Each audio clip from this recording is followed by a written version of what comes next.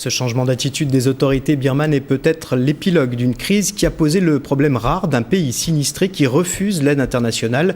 Aucun pays, aucune organisation mondiale n'a pu imposer son aide jusqu'à maintenant. La voie diplomatique a donc prévalu. Face à cette situation, des professionnels de l'urgence imaginent d'autres solutions. Reportage Jean-Yves Serrand et Luc Edrich.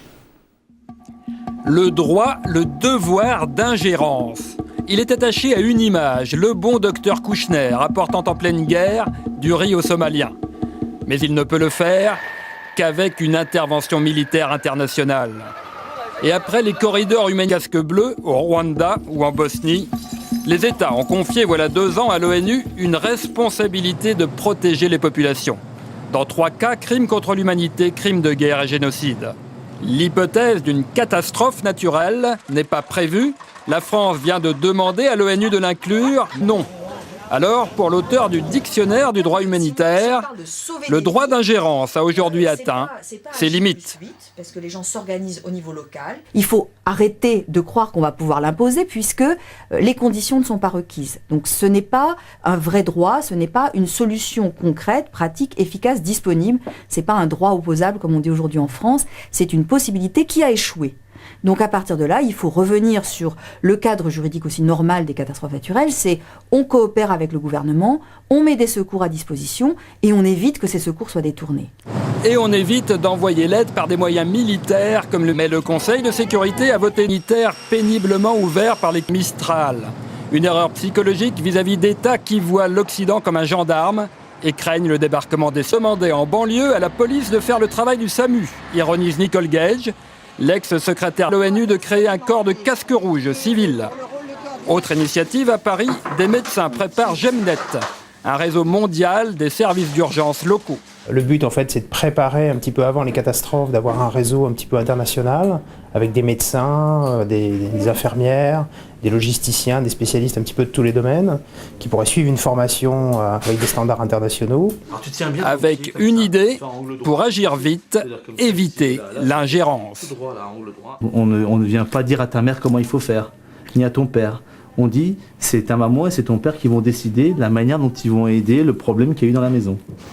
L'urgence, trouver avant la prochaine catastrophe une forme d'aide acceptable par tous les pays, même les dictatures dont les 130 000 morts de Birmanie n'étaient pas responsables.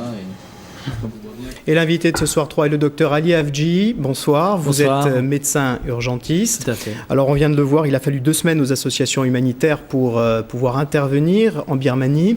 Que proposez-vous lorsqu'on est confronté à des régimes tels que celui de la junte birmane ? Tout à fait, je vous remercie.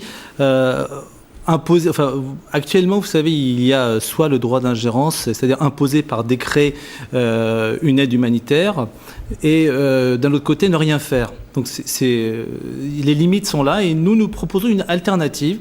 Alors c'est vrai que, étant médecin, je pense que d'abord, la première chose, c'est qu'on ne peut pas soigner un malade sans son consentement. Voyez-vous, c'est un petit peu pareil. Et comment faire maintenant pour passer et aider les populations parce que, mais comment aider les populations lorsque le régime en place refuse cette aide ? Mais écoutez, le régime refuse, mais nous avons que 2 solutions. Alors nous proposons une alternative qui est laquelle ? Qui est de créer un réseau de médecins urgentistes, de logisticiens, tout ce qui s'ensuit, et nous nous mettons à la disposition des secouristes locaux. Voilà la nouveauté, c'est-à-dire que nous parlons de disposition humanitaire. Mais pourquoi irait-il vers vous plutôt que vers d'autres associations telles que MSF, MDM parce ou ACF ? que vous raisonnez un petit peu au jour J0 et J1. Nous espérons créer un tissu humain entre les médecins urgentistes tout au long de l'année, parce que là, évidemment, nous sommes en plein milieu de la catastrophe. Donc, qu'auriez-vous fait hier, c'est pas possible. Donc laissez-nous le temps.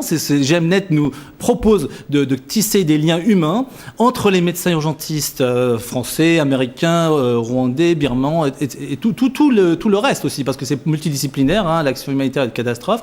Et à ce moment-là, nous mettrions à la disposition des secouristes locaux, encore une fois, et non pas d'un gouvernement. Il s'agit donc d'un travail en amont. Il s'agit d'un travail en amont, de prévention, d'éducation, de formation tout au long de l'année, et nous pouvons le faire. Nous voudrions voyons, alors nous sommes complètement indépendants. Alors c'est une idée qui vient de la société civile, je le précise. D'abord de moi, parce qu'avec mon expérience sur le tsunami et sur le tremblement de terre en Inde, nous avons eu cette idée. Parce que nous avons vu que chacun se divise le travail et on a envie de mettre à chaque fois des drapeaux sur l'action humanitaire. Nous, on dit, si on veut vraiment aider les personnes, si on veut vraiment aider la catastrophe, c'est d'abord dans les 24 heures, parce qu'il faut pas oublier deux choses. C'est que premièrement, dans n'importe quelle catastrophe naturelle, on peut prendre la Chine comme exemple, un pays riche, fort, la Birmanie, un pays plutôt pauvre, et les États-Unis, avec Katrina.